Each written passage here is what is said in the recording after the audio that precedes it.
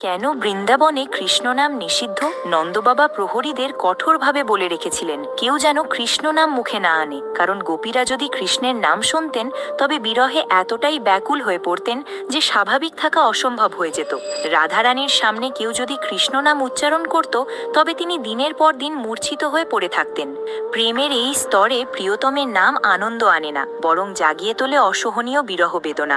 তাই বৃন্দাবনে কৃষ্ণ নামের বদলে উচ্চারিত হতো রাধে রাধে।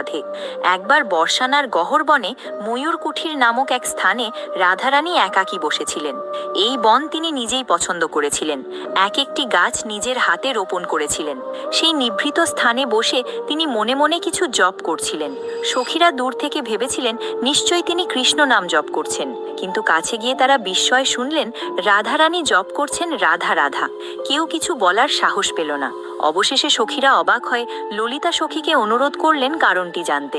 ললিতা সখী তখন রাধারানীকে জিজ্ঞেস করলেন, প্রেমী তো সবাই প্রিয়তমের নাম জপ করে, আপনি নিজের নাম কেন জপ করছেন? রাধারানী মৃদু হেসে উত্তর দিলেন, আমি জানি এই ময়ূর কুঠিরে ময়ূরদের ভিড়ের মধ্যেই আমার শ্যামসুন্দর ময়ূর বেশে লুকিয়ে আছেন।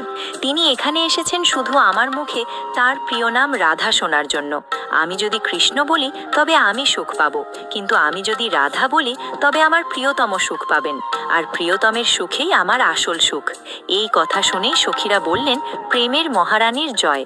এটাই প্রকৃত প্রেম, যে প্রেম নিজের আনন্দ খোঁজে না, বরং প্রিয়জনের সুখের মধ্যেই নিজের আনন্দ খুঁজে পায়।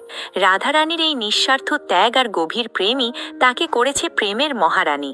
আপনি যদি রাধারানীর ভক্ত হন তাহলে ভিডিওটি লাইক ও চ্যানেলটি সাবস্ক্রাইব করুন, আর কমেন্টে লিখুন রাধে রাধে।